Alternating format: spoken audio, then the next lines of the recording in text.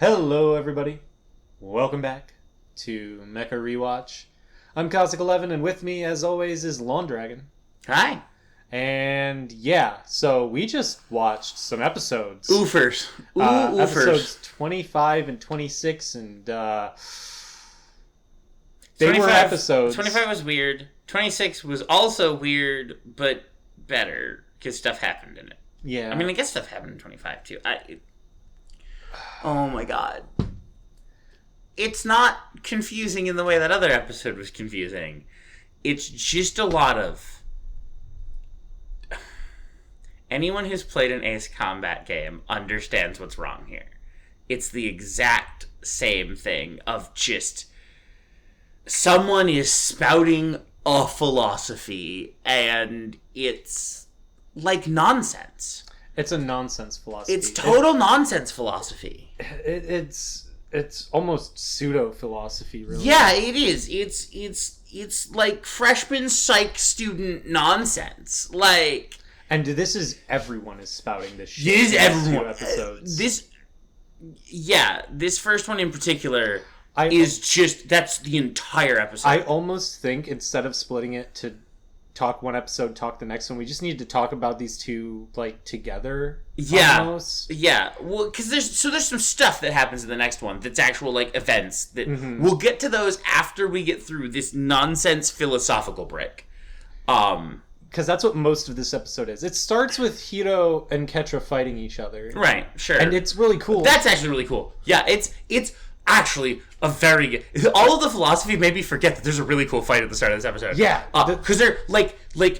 They do, like, the muted gun sounds in space, and, they fight silently. It's very cool. And there's like no background music.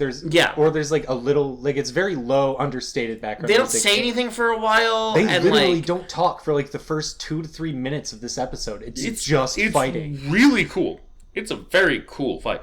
The ultimate result of which is, turns out the Mercurius's shield has like a limit to the number of shots it can take. It's sort of... So I think part of the reason that the shield suddenly starts degrading is because remember that a bunch of those shield nodes get shot because Hiro doesn't help. Hiro starts sending them out in like twos as like, and they like form literal funnels. They start to act like actual funnels basically. But funnels that don't shoot. Yeah, they don't shoot. They just have lightning beams between them that never hit anything. At so no we don't point know does what any they do. lightning beam connect. Presumably, since it's like some sort of repeller field, they're meant to cut whatever they hit. One presumes, or they're just disrupting enemy fire more. Because notably, the mobile dolls later will also have this capability and kind of do the same thing. And they don't cut anybody in half with them either. They just kind of forward disrupt enemy fire. It's odd. Yeah, but they do almost always deploy them in threes when they do that. That's true. They do. Which is not what Hiro is doing. Hiro is literally deploying them like bolas. Right. Yeah, they're like bolas. They're like lightning bolas. But we never see what they do. We never see what would happen if anything connected with them. Ketra shoots a bunch of them down. Well, and crucially also we see, as we postulated earlier, that it doesn't stop ballistics because he threw the shield. Except then we see the like... One would imagine slightly inferior version block everything. Yeah, I don't know. So I don't think it's that it doesn't block kinetics. I think Hiro just didn't put the shield up. He has the shield up, specifically. Right. The shield is between him and Ketra fires his little, like, neck cannons. Yeah, and they kill Hiro's there are shoulder pistol. Vulcans on the Wing Zero. We never mentioned it. Yeah, but yeah, it has shoulder Vulcans. They're really awesome. Because notably, a lot of this fight is about taking the gun away and then getting the gun back. The big beam gun, double buster gun. Yeah, the special beam cannon. Yeah, the wave motion handgun. If the mech shut down after firing it, would be really convenient. It doesn't though. No, I can like shoot it repeatedly. Mm-hmm. Ketra has gone fully off the deep end here. Oh yeah, he sure has. There are some like cold ass savage lines tossed back and forth on both sides. The dialogue here is really good, which is here's what it is. Apparently, dialogue in this show is zero sum. If you're gonna get really good dialogue like this, the rest of the episode has to melt your brain with how bad it is. Yeah. Like you're right. Because this dialogue is excellent. This dialogue is awesome. Ketra is like, Hiro, I don't want to fight you.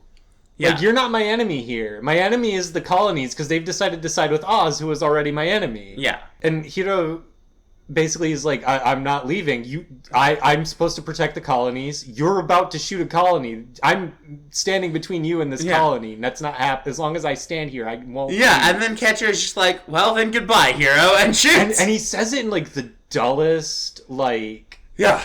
Like, cold villain voice. Like, excellent line read. Oh, it's very good. And then Troa jumps in front of the shot.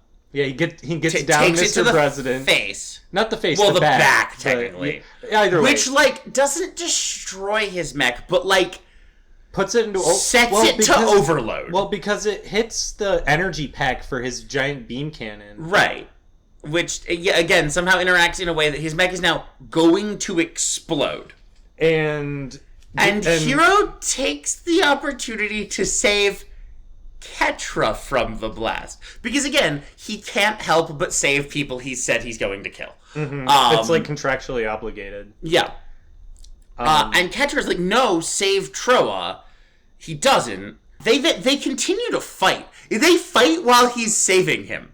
Which, again, is very good, actually. Yeah, this part of it's really good. And then there's this whole bit of, like, he's like, okay... well, then I'm gonna let you kill me fast so that you'll go save Troa with the extra time. But then Hiro loses. So that didn't work. Well, also, Troa has the first of the long speeches in this episode. Yeah, this is where it starts to break down. He has this lengthy death speech. His mech is overloading and so fast that he can't get out of it or they go get him. And yet, this is minutes of speech. Like 5 minutes. Like, right.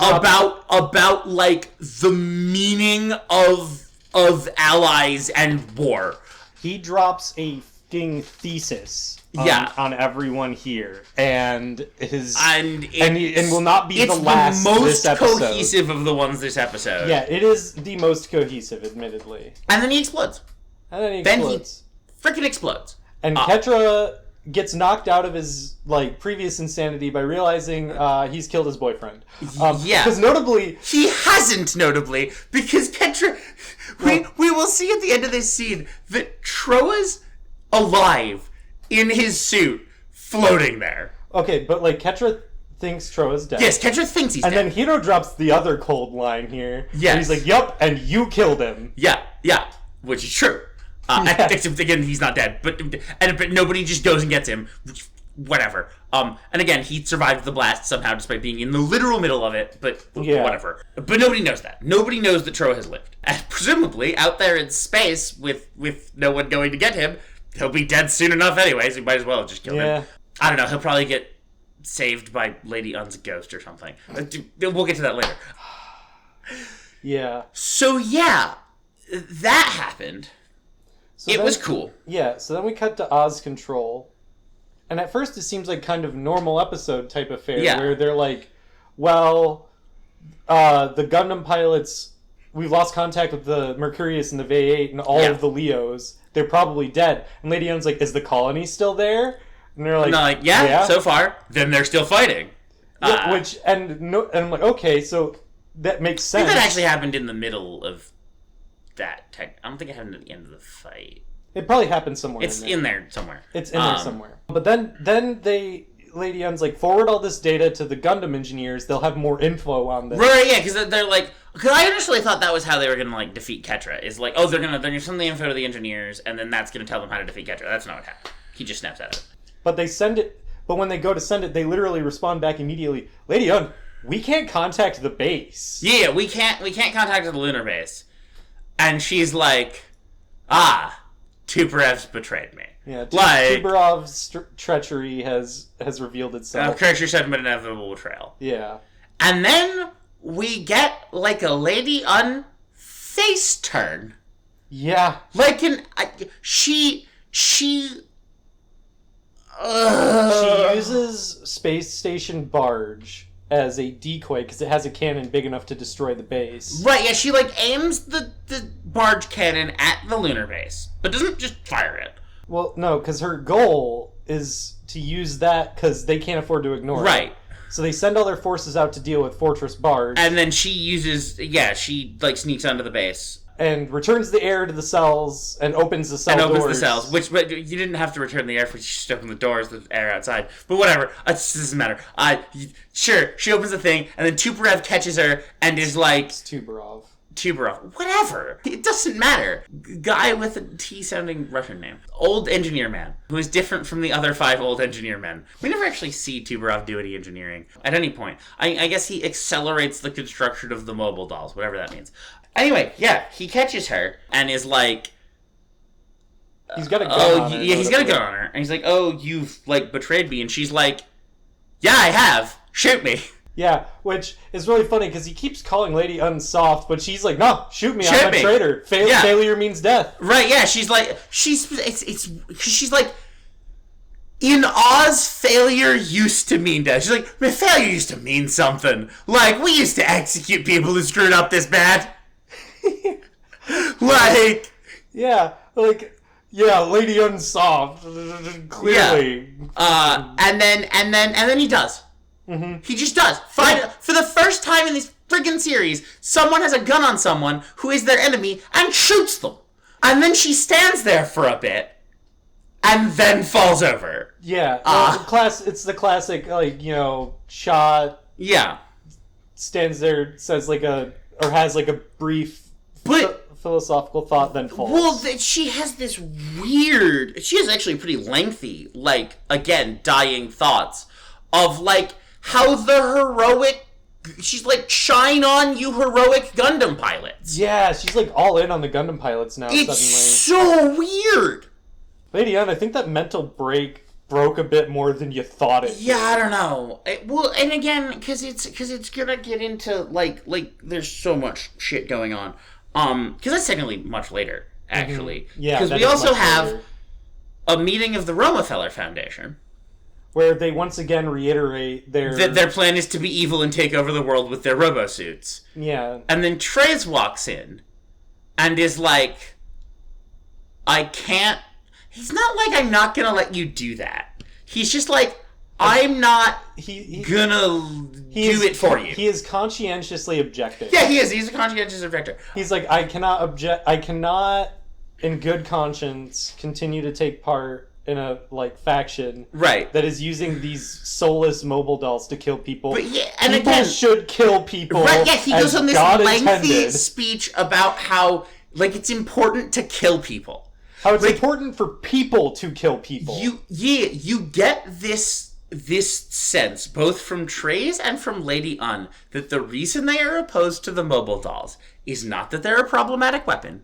It's not that, they're murderous, psychopathic robots. It's that when they defeat them, they don't get to have killed anyone. Yeah, they're upset at killing robots. They don't want to have to kill robots. They're upset at both. They're upset at robots killing humans and humans killing robots. When it should be humans killing humans. Right, people should die. Yeah. And so I think the philosophy that that the show is trying to get at here. Yeah. It's not well explained because the two people espousing it are insane. But what they're trying to get at is that war should cost something. Yeah. That war between robots will become too easy and that the human cost being eliminated will make it too easy to go to war. That's what they're actually trying to espouse. But both of the people espousing it are insane. Yeah. And so instead, you get, Trez's ramblings. Yeah, Trez is rambling about how he is sad he won't get to do murder anymore. Yeah. And Lady Un's, the Gundam pilots are the heroes because they can kill people. Christ. Yeah, that's the episode. That's the episode. Basically that's the whole episode. There's technically some other scenes that don't matter. Yeah, Duo and Wu-Fei escape during this. Well, yeah. We get an action scene at the end. On their improved Gundams that are only... They say in episode 25, the Gundam pilots say 70% complete. And then in the very next episode, the doctors say 80% complete. But they also say, there's only, some minor tweaks left to do. That sounds like a lot more than 80%. Yeah, that sounds like 95%. I think you're being a little pessimistic. But specifically, the important part here is they say the pilots can probably finish them on their own. Yeah. They are technically skilled enough to just finish these robots. Mm-hmm. And the new robots are cooler. Death Scythe now has a double scythe. Shenlong now shoots 2 snake fists. Has 2 dragon head arms now instead of just 1. And seems to have ditched the glaive. Unclear. I think it will come back later. I think it will. But the I think mostly because the glaive looks really similar to Death Scythe's scythe, and they don't want to play the same that scene. Makes sense. Death Scythe's cloak thing also has a different shape to it. Or it has bat wings now. Yeah, which was really cool. It is cool. They're cooler. But the upgrades to the Gundams are all what if what it did but 2. Right? And we're gonna get Wing Zero has a double beam cannon. Death Scythe has a double scythe. Shenlong has double dragon heads. And when we see Heavy Arms, it's gonna have an additional minigun. An additional arm minigun. Yeah. Presumably that means... See, the problem is that Sandrock already had 2 scythe thingies. Oh, Sandrock doesn't really get that upgrade. I know. It doesn't. That's why it doesn't, because it already had 2. It was already better. 2 is better. It already had 2. Yeah.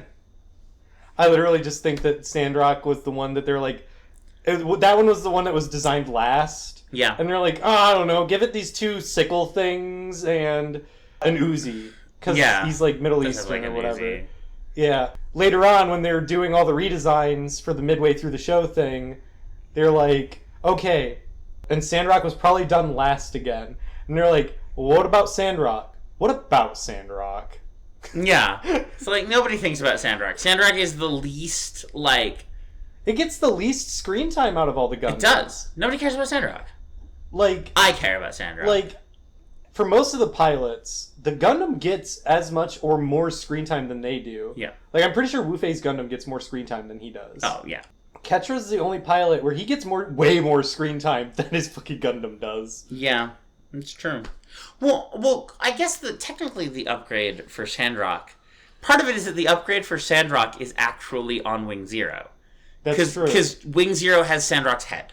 Mm-hmm. That's one of the things. So that's where Sandrock's upgrades went. Is just also to Wing Zero because the show's called Gundam Wing. Because later on, I'm spoiling things here, but whatever. Because they're gonna basically say, Ketra, your mech is the command and control mech. Because when the Gundam pilots actually end up forming a cohesive unit instead of just randomly banding together like they have been. Yes. Ketra is their kind of field tactician. Yeah. That's his role. Hiro is the go duel the enemy ace because you can't follow orders anyway. Right. Troa is the heavy fire element. Yeah. Wu-Fei is there. I think he's supposed to be the tank. It's unclear. Yeah. And then Duo is the DPS. Yeah, kinda. Because Hiro's mech is more burst damage with the right. Well, but Heavy Arms is also kind of DPS. He's a tank DPS. Sure. He's ranged DPS. Sure. Well, he's also AoE with the missiles. Yeah, that's true. That's true. Yeah, so which I think Wu-Fei's supposed to, because Wu-Fei's supposed to the flamethrower thing. It's supposed to be kind of. It's really weird. Look, this analogy is breaking down. It's breaking really down fast. really hard. They also don't have a healer, so they're screwed anyway. Yeah. Well, if Relina had gotten a mobile suit. If Relina, honestly, Miliardos should be the healer. He should just have a recovery vehicle. So on to the next episode, which is better. Still a lot of weird. A lot of weirdness, but different weirdness. Yeah. So, first things first, we have a new faction right off the gate. So you know that thing that happened with Oz and the Earth Federation? Yeah.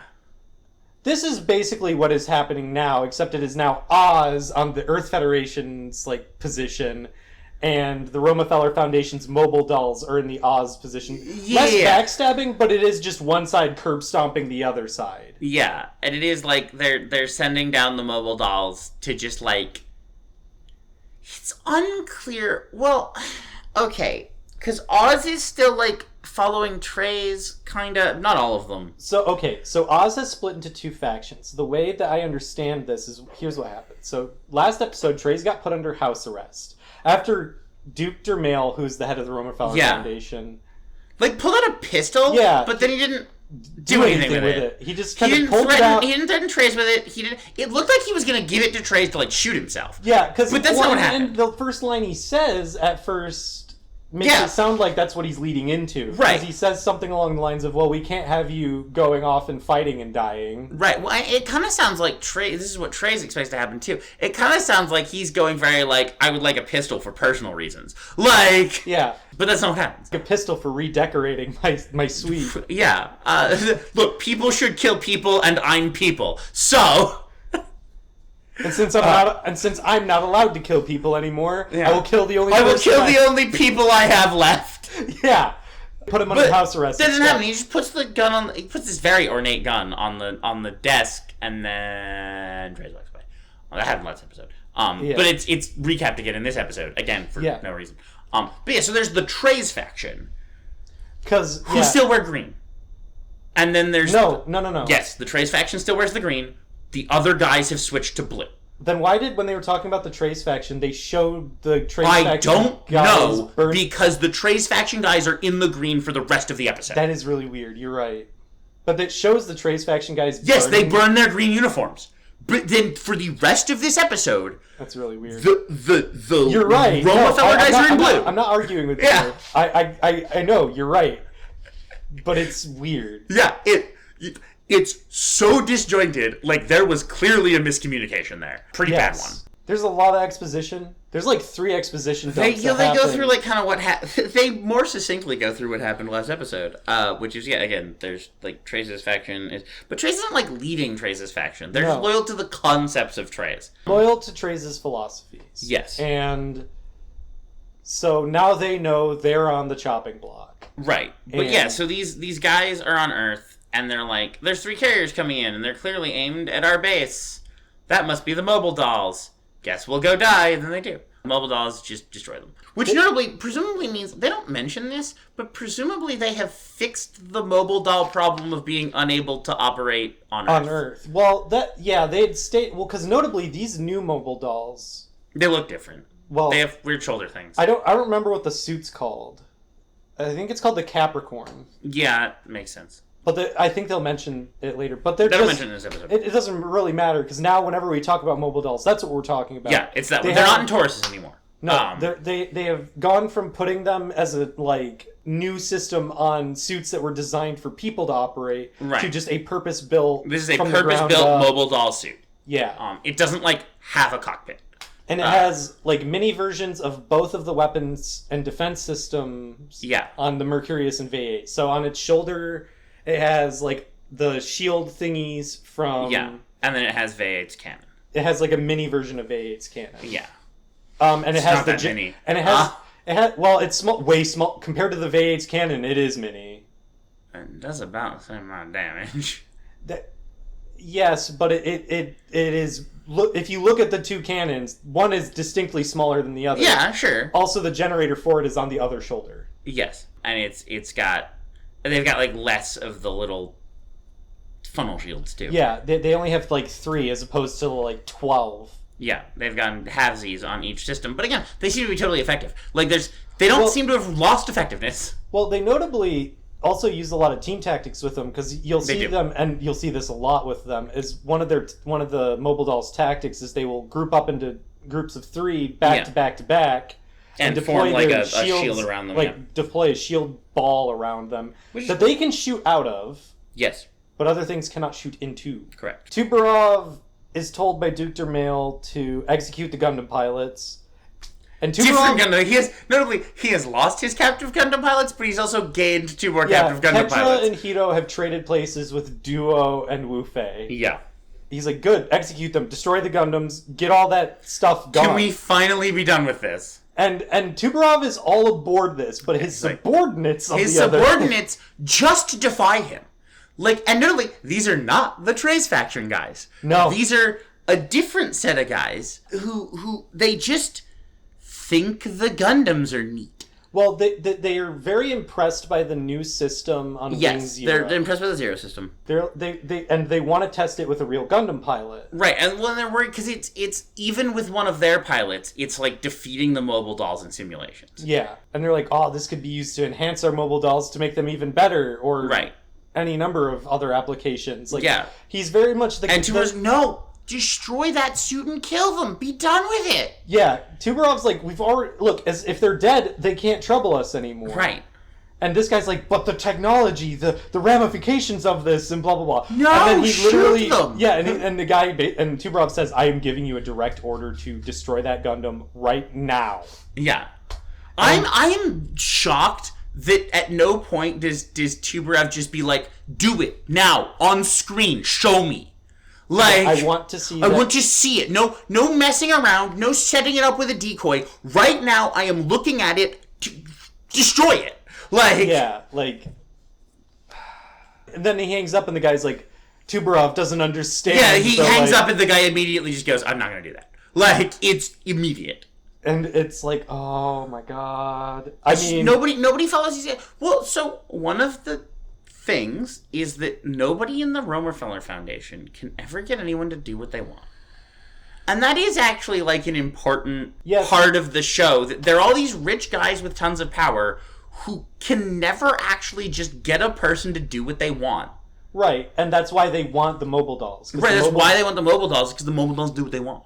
Yeah, and don't give any backsass. They don't creatively interpret their orders. Right. They don't outright defy their orders. Fail to do their orders. Yeah, that this is why they want the mobile dolls, is because they just can't get people to listen to them, because they're evil. And because people tend to not do what the evil guy says, regardless of how much money and power he has. Yeah. Yeah, and also most of them have the, like, charisma of a they have half-dead goldfish. Exactly. They have the charisma of a wet blanket, and but they want to wield power without needing to wield power. Yes.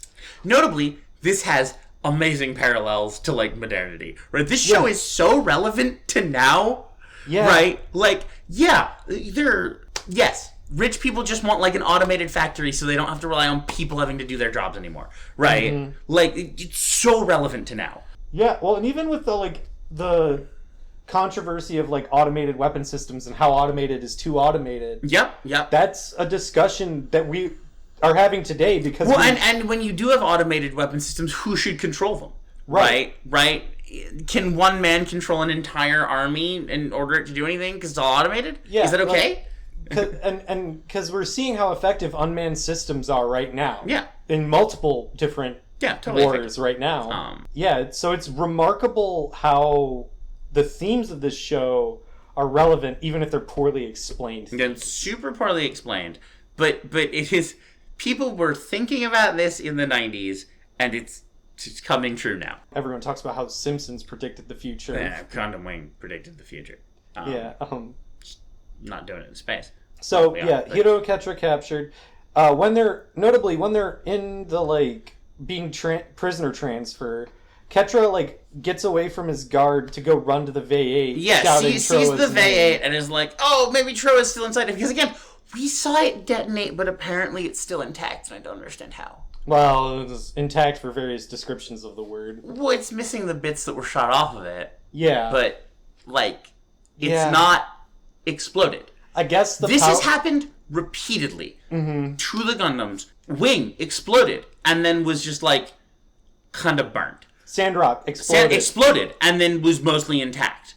Death Scythe exploded. Death exploded, then mostly intact. They just, like, you see them detonate, and there is nothing left, right? Like, specifically in the scene, the Gundam is gone. And then the body is mostly intact and just kind of scorched. Yeah, it just shows up next episode as if it took, like, minor damage. Well, not minor, but, like, major damage. It shows up as if it was in an explosion, as opposed to the thing that detonated exploded from the inside. Yeah. Yeah, it's so weird. It is very weird. But they do it... It's not like a one-off animation accident. They do it repeatedly, and it's salient, like, episode points, too, right? The fact that Death Scythe was vaporized was a explicit point in that episode, and then it just isn't, right? The fact that Sandrock blew up was an explicit part of that episode, and it's just not. That's so weird. It is. In fact, we are about to see the only one of the like Gundam-esque mechs that blows up, that stays blown up. Yeah. And that's Mercurius blows up in this episode, and we never see it again. Nope. We don't see VA8 again either. No. But yeah, because Troa was in the wreckage of VA8. There were bits of it floating around him after the explosion. Yeah. We saw him tiny bits. We saw him floating in space with the rubble around him. Yeah. And then there is just a mostly intact VA8 here. As if it hadn't even blown up. Which is also like, if you went and got it, how did you miss Troa? Yeah, he was right there. Yeah. It's so weird. It's so inconsistent and weird. Well, and then the guard says, hey, careful about that. We could shoot you if we want to. Yeah, well, he says, like, behave because we're going to execute you. And it's like, well, if you're going to execute us, why would we behave? And to his credit, the guy's like, well, I guess you guys want to die. I guess you want to die right here. And then the Trace faction shows up and rescues them. There's some bullets on the ground, and the guy looks up and goes, oh no, the Trace faction! And it's like, how much time... This is another time where we're like, how much time has passed? Right.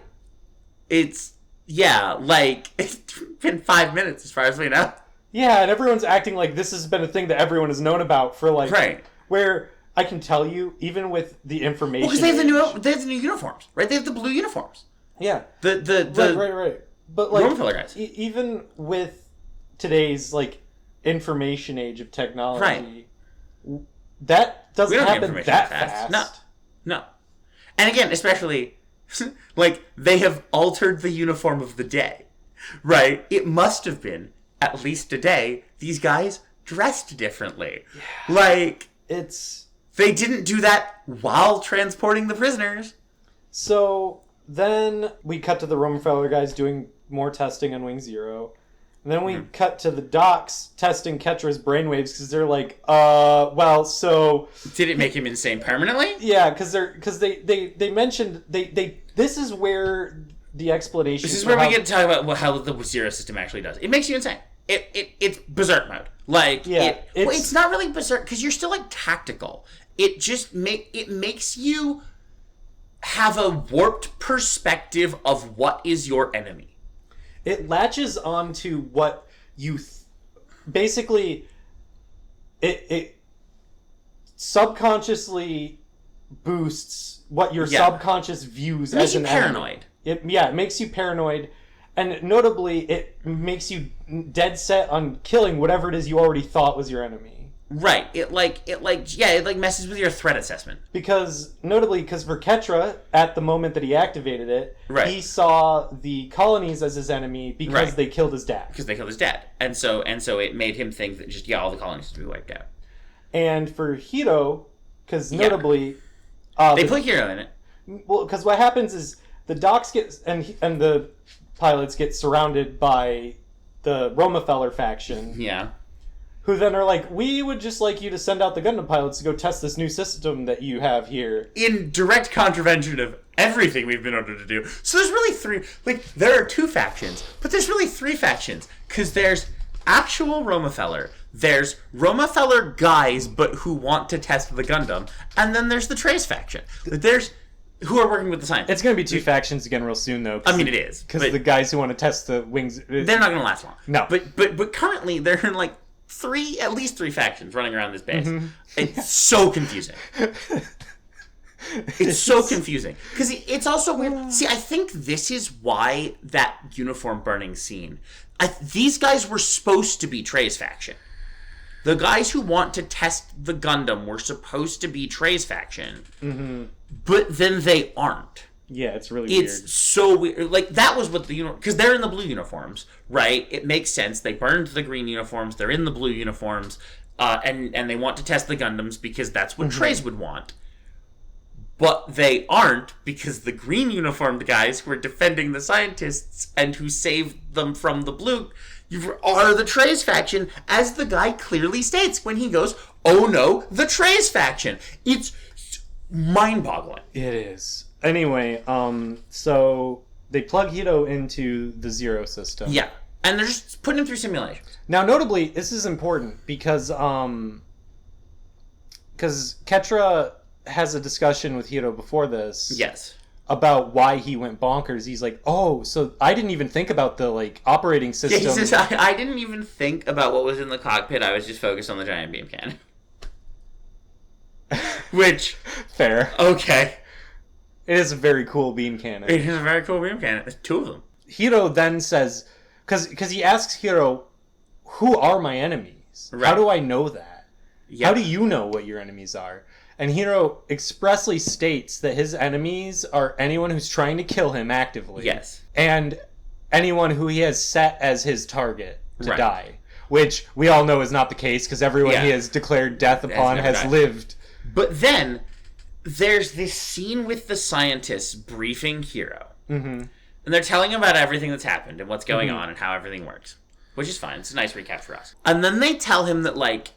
And Ketra, because Ketra's also there, but they're talking to Hiro because Hiro's about to get in this thing. Mm-hmm. And they're like, the reason we didn't, like, have you use the Zero system is because your mind isn't ready for it. We trained you to be, like, perfect fighters, but not good soldiers, because you're... Basically what he says is you're not emotionally mature. Yeah. Right? Like, maybe a problem with child soldiers. Yeah. But he's, you're not emotionally mature, so the Zero system, like if you were a totally dedicated soldier, theoretically the Zero system would work fine. In fact, actually, we see that when they used it on the Oz guy, he was fine. He didn't go crazy. Yeah. Because he's a soldier who's been properly, like, indoctrinated into military, hierarchy and stuff. And it doesn't make him go crazy. But the kids who aren't emotionally mature and who haven't been through, like... boot camp.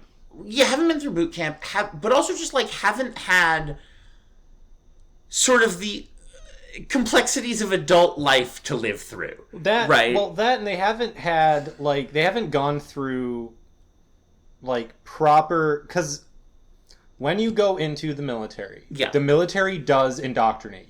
Right. That's very specific. And they'll state it. They'll admit it. The purpose of boot camp is to break you down mentally and then build you back up into a different person. And what a lot of people will say is that lasts while you're in the military, and then when you get out of the military, you slowly start to regrow your personality. You can debate whether that's a good thing or a bad thing. Yeah. But that is the point. That is a massive part of how boot camp works, how joining the military works. And these kids haven't had that. Right. But yeah, we get this line from Dr. J about how, like, we need to turn you into the perfect soldiers.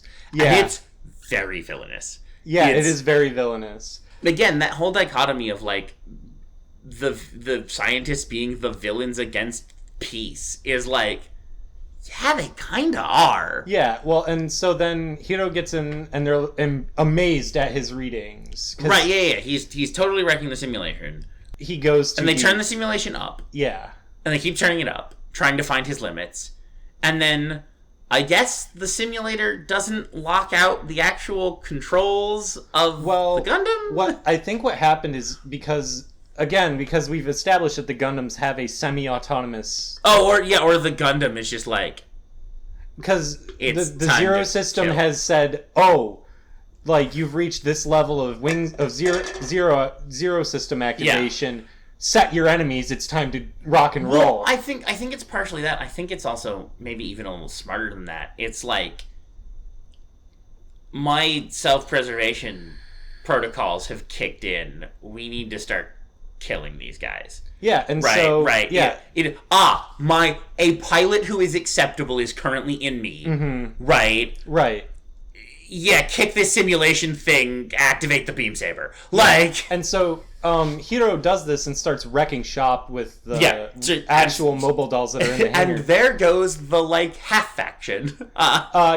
Notably, and we also get, during the opening kind of few moments of this scene, Dr. J and Instructor M with the most villainous smiles on their faces. Sure do. And he's like, he's activated it then. Good thing we set proper enemy parameters. Right.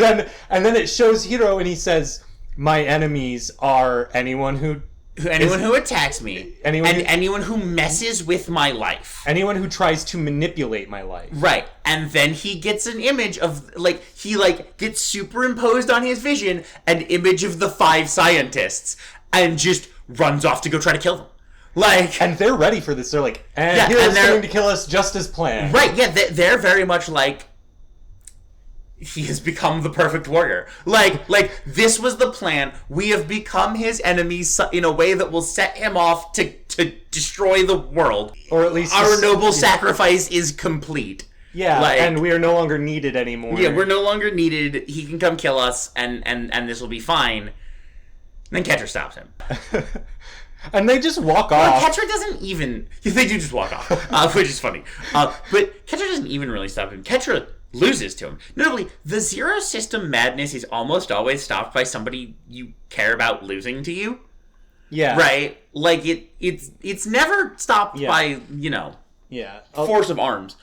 Yeah, and Hiro is basically like, oh god, I almost killed Ketra. Crucially, he gets knocked out of it. And then Mercurius, which is red, turns into Relina briefly.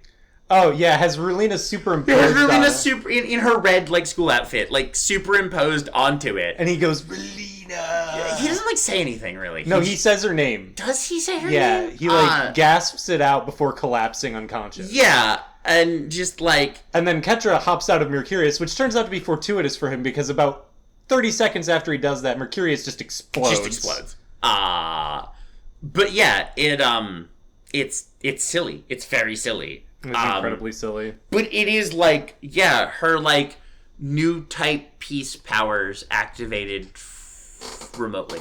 It's not that. It's just that his mentality caused him to see her and she made him peaceful again.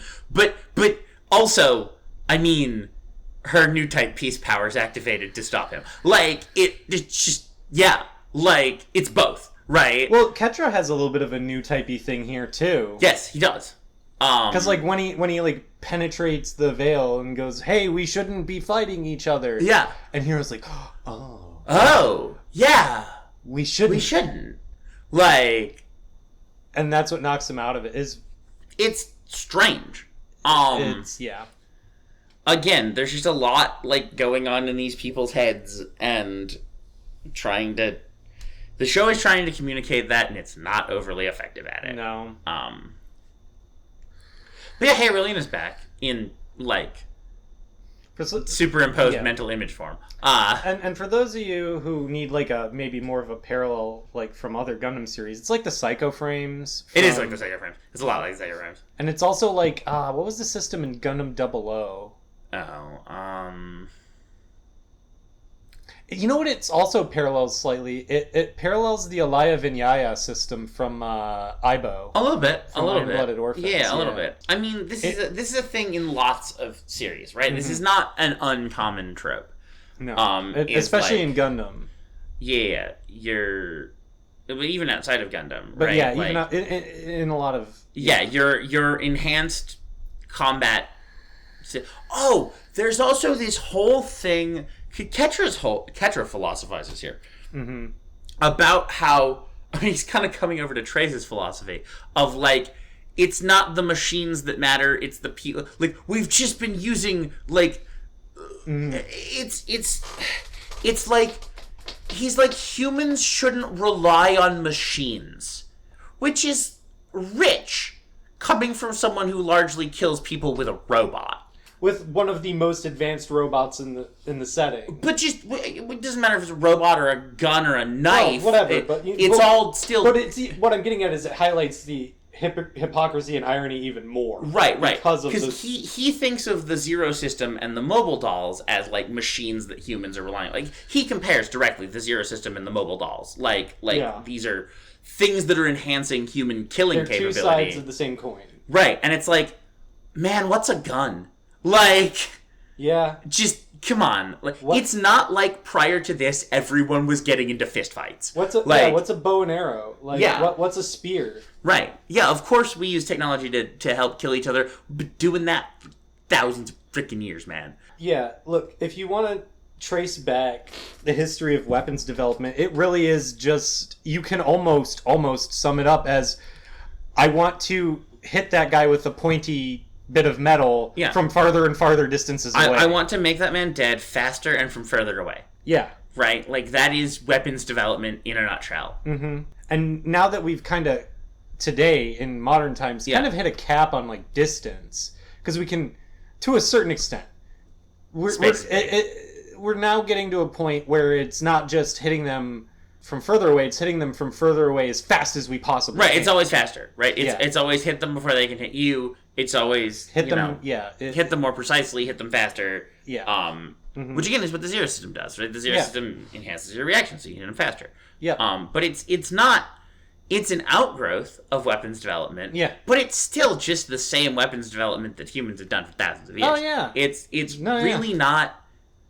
Even the mobile dolls, as much as autonomous weapons are different, autonomous weapons are still commanded by someone. Well, especially in this series. In this series, right? Even today, we have close to autonomous weapons. I mean, we have CIWS. CIWS is and trophy system. Well, we have. I mean,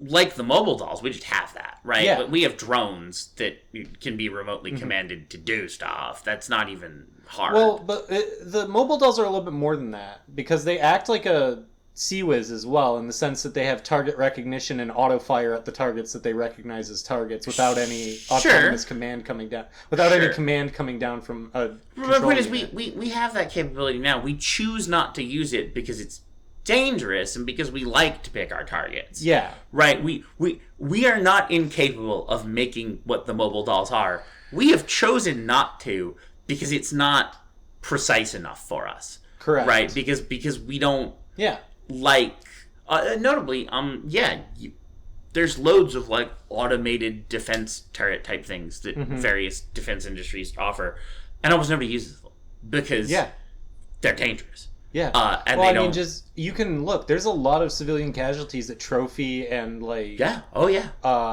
Trophy's not even meant to kill people. No. But it does. Yeah. Well, and because they had like I remember there was a version of the M113 that had an automated, basically a big CIWS on it. Yeah. And they discontinued it because it had this nasty tendency of accidentally decapitating the driver because it would turn so fast. Yeah. Well, we had this system for a while. The idea of which was you get like a B-52 and you fill it full of little drones, and drop them over an area, and they would just like kill anything that moved over a span of like hundreds of miles. And we were like, no, that's too much. Yeah, that's a bit much. That's a bit much. Yeah. Don't build that. So we came up with Rapid Dragon instead. Yeah, right. I mean, different things now, but turns out we like to have a hand on the wheel. Well, and that is the kind of thing that this show is trying to espouse, is that there should be a hand on the wheel. Right. And it's doing a very poor job of getting that across, but that's what it's trying to... Well, this show doesn't even think there should be a hand on the wheel. This show thinks that you should remove the wheel entirely and punch somebody with your hand. You should beat each other to death. Physically. Yeah. There should be no weapons at all. Like, Trace and Hero should just get in a fist fight. Yeah. Which Trace would be very happy about. I mean, considering he's beaten one... Till he lost. Yeah, I mean, he's beaten one Gundam pilot in hand-to-hand combat. Yeah, but Hero has, like, Wolverine superpowers. Yeah, that's true.